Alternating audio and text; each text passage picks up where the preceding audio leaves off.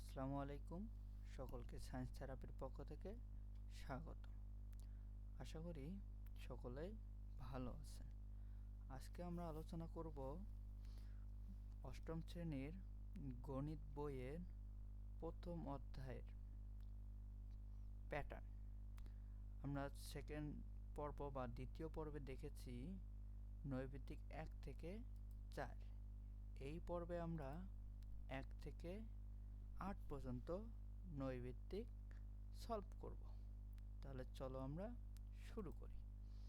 তাহলে এখন দেখো, যে 5 নাম্বার কোশ্চেনটা বলছে যে 1 থেকে 100 পর্যন্ত 1 থেকে 100 পর্যন্ত যে সংখ্যাগুলো আছে এর মধ্যে কতটি সংখ্যাকে দুইটি স্বাভাবিক সংখ্যার বর্গের যোগফল আকারে প্রকাশ করা যায়। এখন বলছে দুইটি স্বাভাবিক সংখ্যার যোগফল আকারে প্রকাশ করা যায়। এখন দেখো, আমি যদি একটি সংখ্যা নিই, যে 29 নিলাম, এটাকে যদি আমি দুইটি সংখ্যার বর্গরূপে লিখতে যাই তাহলে কিভাবে লিখব? দেখো, আমি যদি 5-এর উপরে বর্গ দিই এবং 2-এর উপরে যদি আমি বর্গ দিই তাহলে কত হচ্ছে? 5 5 25 যোগ 2-এর উপরে বর্গ করলে কত হচ্ছে? 4 হচ্ছে। তাহলে দেখো যে 25 আর 4 যোগ করলে 29 হচ্ছে। তাহলে এখানে কোশ্চেনটা বলছে যে দুইটি সংখ্যার বর্গের যোগফল আকারে প্রকাশ করা যায়। তাহলে এরকম সংখ্যা আছে কতটি? এরকম সংখ্যা আছে হলো 35টি। ওকে, তাহলে চলো পরের অঙ্কটি আমরা এখন করব। এখন পরের অঙ্কটি কি বলছে? যে নিচের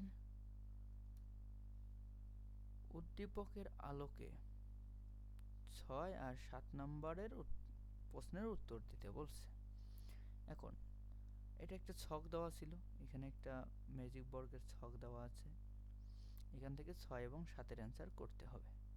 6 নম্বরে বলছে যে ক চিহ্নিত স্থানে উপযুক্ত সংখ্যাটি কত হবে। এখানে কোন সংখ্যাটি হবে সেটা আমাদের বের করতে বলছে।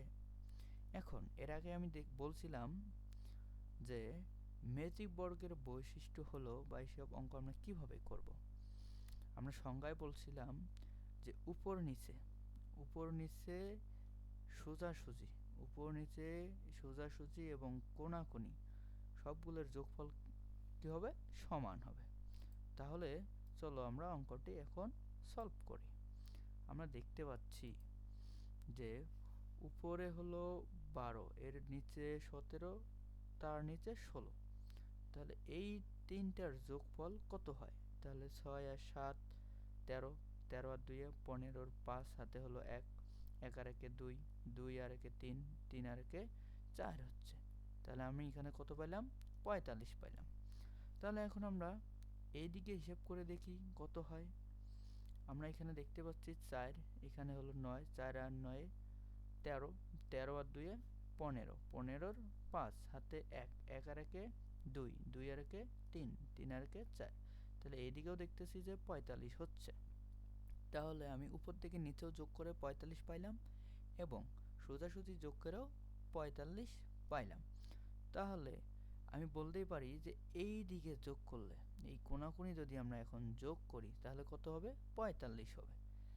এখন খ নাম্বারে বলছে যে ক এর স্থানে মান কত হবে। তাহলে আমার দুইটা সংখ্যা দেওয়া ছিল, এই দুইটা সংখ্যার মান আগে আমি যোগ করে নিই। তাহলে 12 আর হলো 18 যদি আমি যোগ করি তাহলে এখানে 30 হচ্ছে। আমরা জানি যে সংখ্যা, তিনটি সংখ্যা যোগ করলে কত হয়? 45। তাহলে আমার এখানে দুইটি সংখ্যা দেওয়া ছিল, 18 আর 12 দেওয়া ছিল। তাহলে এই মোট, তাহলে এই যে টোটাল যে তিনটি সংখ্যার মধ্যে মান হয় কত? 45। তাহলে এখান থেকে যদি আমি দুইটি সংখ্যার মান বাদ দেই তাহলে 5-এর থেকে 0 গেলে 5, 4-এর থেকে 3 গেলে 1। তাহলে মোট সংখ্যা থেকে দুইটি সংখ্যার মান বাদ দিলাম, তাহলে যে মানটা আমি পাইলাম তাহলে এটা হবে ক এর মান। তাহলে ক এর মান 15 হলে সংখ্যাটি 45 হয়। তাহলে উত্তর হলো গ নাম্বার। এরপরে 7 নম্বরে বলছে যে ম্যাজিক বর্গটির ম্যাজিক সংখ্যা কত। আমরা দেখলাম যে উপর নিচে, আমরা কি দেখলাম যে উপর নিচে যদি আমরা যোগ করি তাহলে যোগফল কত পাইছিলাম, যে আমরা উপর নিচে যোগ করে যদি আমরা উপর নিচ যোগ করে যোগফল 45 পাইছিলাম। আবার যদি আমরা সোজাসুজি যোগ করে যোগফল 45 পাইছিলাম। আবার আমরা যদি কোণাকুণি যোগ করি তাহলে সেখানেও আমরা যোগফল 45 পাইছিলাম। তাহলে আমরা বলতে পারি যে ম্যাজিক বর্গটি হলো 45। এরপরে চলো আমরা 8 নম্বর নৈর্ব্যক্তিকটি সলভ করি। তাহলে 8 নম্বর নৈর্ব্যক্তিকটি কি বলছে, যে প্রথম